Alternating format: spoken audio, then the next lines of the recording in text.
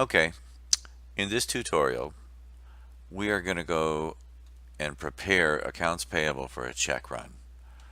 And the way we're going to do that, we're going to run a cash requirements report, which scans through the whole accounts payable system and looks for invoices by due date, not by invoice date, but by due date.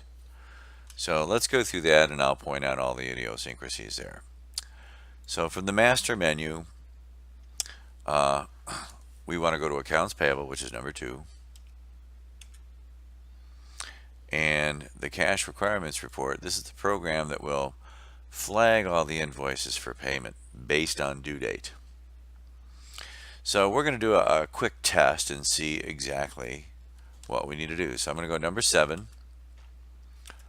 and I'm going to go 10/31/2015. One thing to point out too, we could code all of our vendors with the letter D as an example for only the vendors that give us a discount for early payment. So we would run a cash requirements report for just those vendors first, cut the checks, and then whatever money we have left over, we'll pay the remainder, but whatever discount you are getting and you're paying immediately, that's instant profit. So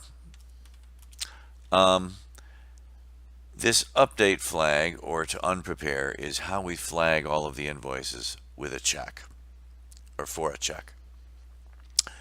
Right now we're not going to do anything. It's just blank. I want you to see what's out there and what's due up to 10/31. So I'm just going to hit return, and here we go. There we go. Okay, so what we see is here's the due date and there's the invoice date. Now in some of these examples, we have vendors set up with all different types of terms. Some people are due on the 10th of the following month, etc. Some people have 30 days terms. So I'm going to show you how to code each and every one of those. But first, before we do that, let's go look at the tail end of this report, 19, and see how much money we need to do a check run all the way to 10/31/2015. So I'm at the last page, but I want to go to the very end at the bottom. Okay, and so here's how much money I need to do this entire check run. Well, guess what? We don't have that kind of money, or I don't want to leave the company that broke. So, that being said, I'm going to leave this PDF file here. And before I go any further, I want you to see how an invoice works. So I'm going to go to number 1 in accounts payable. I'm going to pull up a transaction type 1, which is an invoice. And I happen to have an invoice number in front of me here, 670342. Okay, and here's my invoice date of 9/16, and here's my due date of 10/10/2015.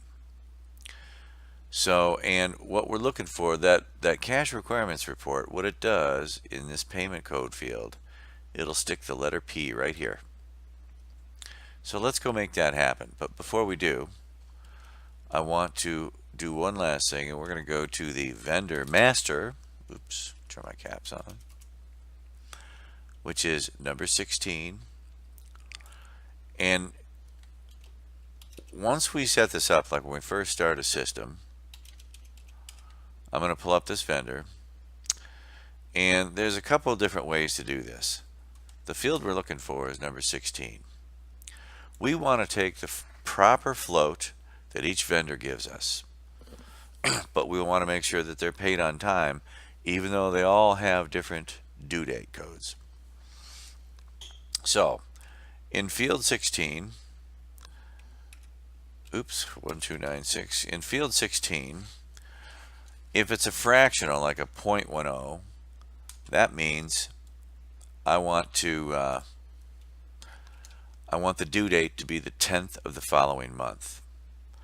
But if I just put a 30 in there, or a positive number, a whole number if you will, it'll calculate the due date to be 30 days or 10 days or 15 days, whatever that number is. So if it's a fractional number with a decimal in there, And in fact, I'll even show you this. If I just do a, oops, if I just go up there 16 and put in a question mark, here's a help screen, and it basically tells you. So if I do a positive number, it's 30 days from the date of the invoice. If it's a 0.10, it uses a fractional portion to determine the date of the next month. Okay? There's some other options, but those are the two that really matter right now. Okay, so that being said, let's go do the cash requirements report and see how that works. Now remember, I've got the one down here that was just a run showing me everything. This time, and I don't have enough money, so I'm going to cut that date a little short. I'm going to go to number 7, and I'm going to say make it to October 1st, 2015. And this time I'm saying, yeah, go ahead and flag those. I know I can go that far. I have to. So just by doing that, and I answer yes to this, it went out there and flagged all the invoices with a due date of 10/1 or less with this letter code P right there, right next to the invoice. And I'm going to take that one same invoice that we were just working with, go to number 1 here, I'm going to do a 1 again and do a #, 670342. That's the one I had. And that was not a good example because that was dated 10/10, so it didn't show anything. Let's do this other one, #338570. Okay, this had a due date of 9/23, which is before my 10/1, and it stuck the letter P in there. And the way that the check print program works, it goes to your accounts payable file and looks for all invoices or adjustments with the letter code P in there, and it builds them up for that customer or that vendor and cuts a check for all those invoices. So if you've got 30 invoices to pay, it will go through 2 or 3 different check stubs, and then it will print a check for all of those invoices and flag them. So let's go take a look at the I'm going to run number 7 again, and again I'm going to do nothing. 10/31/2015, because I've already flagged them with the letter P. They're already stamped. So I just want to see up to 10/31 how that worked.